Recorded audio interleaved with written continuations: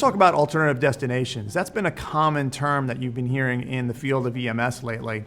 And basically it means taking patients to somewhere other than a hospital emergency department. And you'll see in our protocol, we have now started that process where we can take patients with chronic mental problems directly to a Baker Act receiving facility rather than stopping by an emergency department. And now that's important from the patient and from the healthcare system standpoint, because when you have somebody who's medically stable and just needs psychiatric care, when you bring them to a non-Baker Act receiving facility and that ER, that patient could be there for 24, 48, even 72 hours awaiting placement in a psychiatric facility.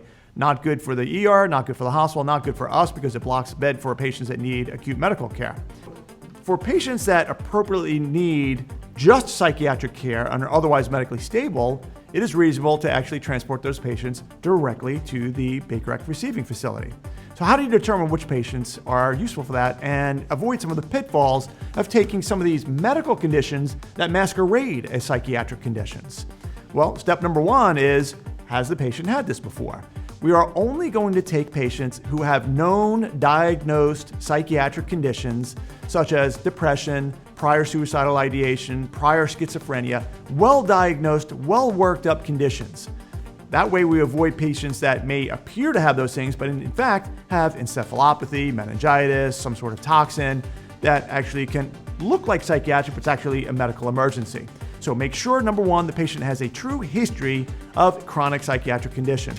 Now, sometimes you may not be able to get the full history, but you can look at the medications that the patient's taking. There are some very common psychiatric medications that indicate to you the patient has a chronic psychiatric condition. I'll just list a few of them, such as Clozaril, Geodon, Risperdal, Abilify, Lexapro, Prozac, Celexa, Thorazine, Mellaril, Haldol. These are all common medications, and there's certainly many other, but those are some of the most commonly prescribed medications that indicate that you're dealing with a patient that has a chronic psychiatric condition.